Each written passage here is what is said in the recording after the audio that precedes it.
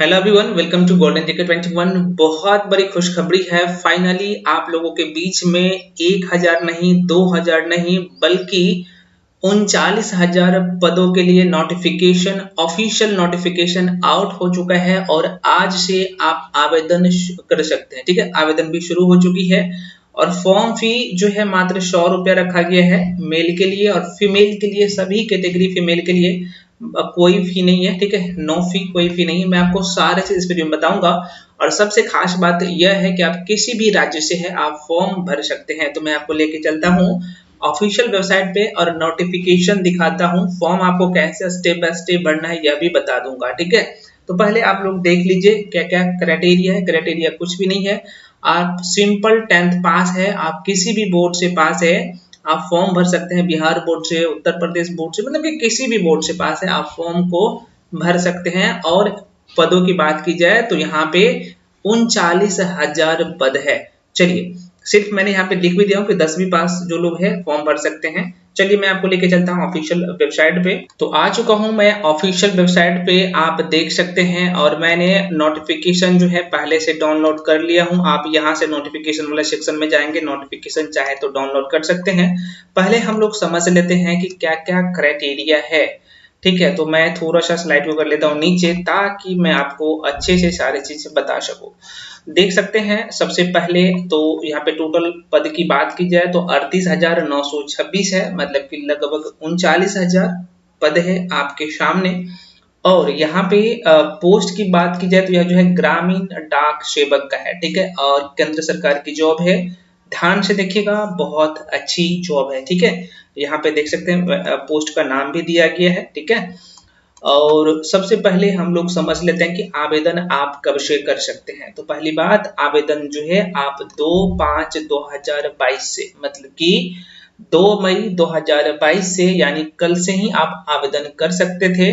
लेकिन लिंक आज से सही से काम करना शुरू किया है। ठीक है, और आवेदन कब तक कर सकते हैं तो 5 जून 2022 तक, लगभग 1 महीने का टाइम दिया गया है।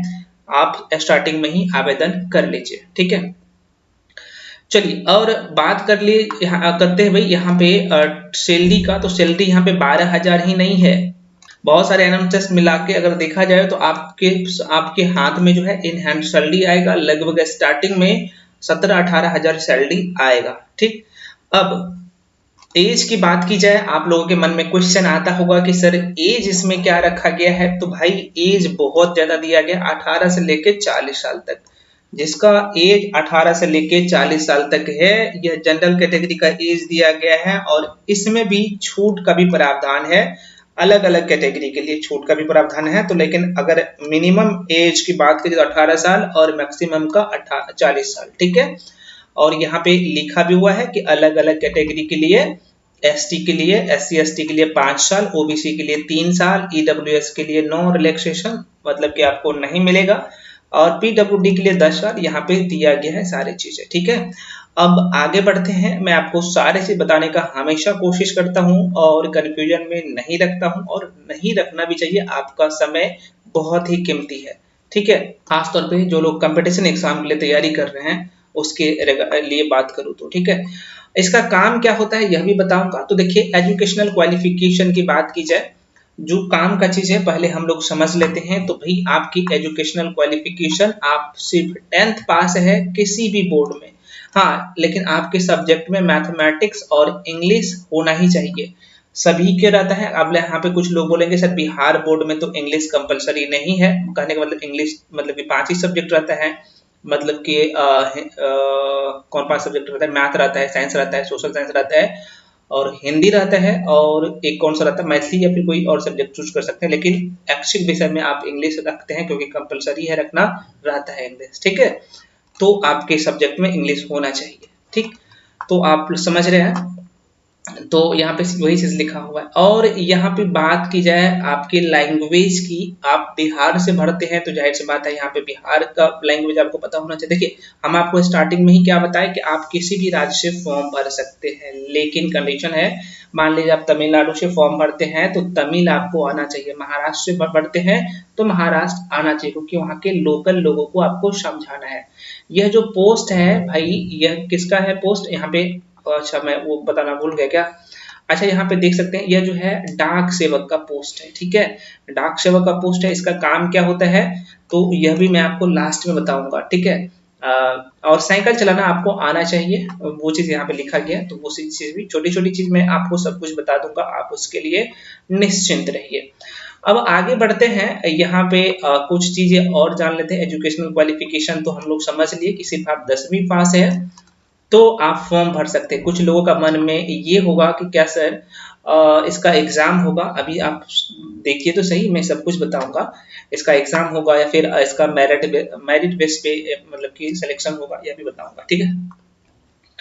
उसके बाद यहाँ पे नॉलेज आपका साइकिलिंग का होना चाहिए, सबको भाई साइकिल चलाना सभी लोग जानते हैं, ये तो छोटी सी बात है। उसके बाद यहाँ पे और चीजें देख लेते हैं। आवेदन तो मैं आपको बता ही चुका हूँ कब से आप आवेदन कर सकते हैं। लोकेशन की बात की जाए, लोकेशन की तो हम आपको क्या बताएं, आप किसी भी राज्य से फॉर्म भर सकते हैं। अलग अलग राज्य में अलग अलग पोस्ट दिया गया है, ठीक है।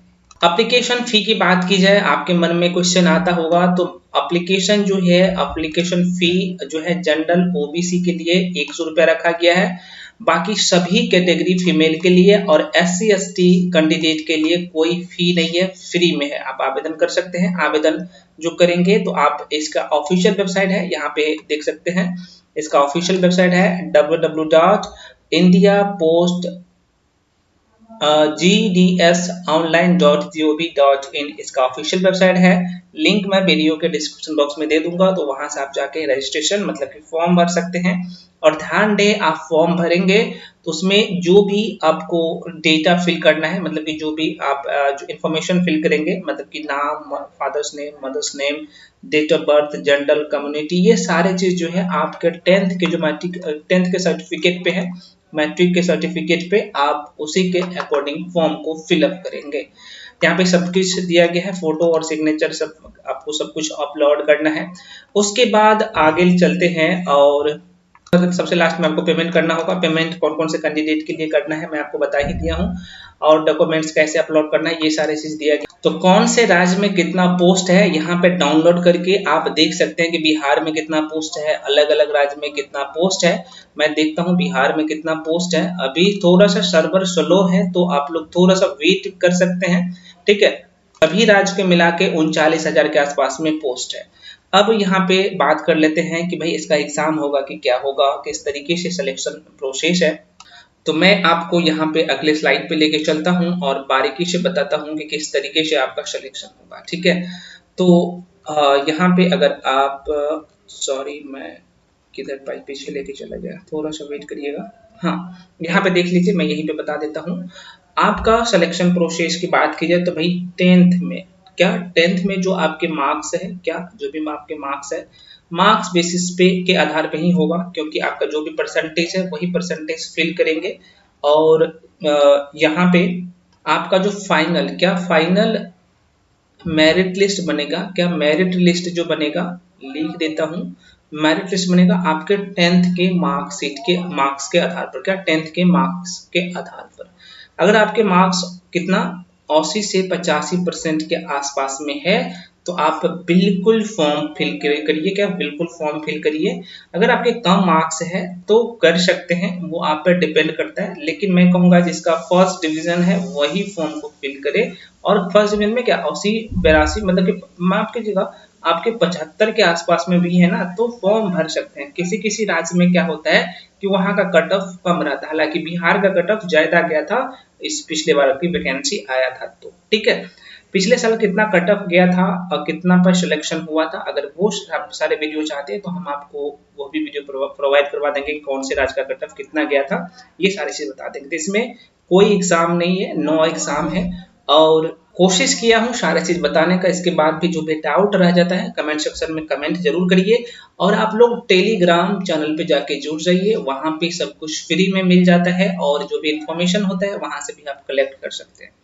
मिलते हैं अगले वीडियो में, तब तक के लिए जय हिंद।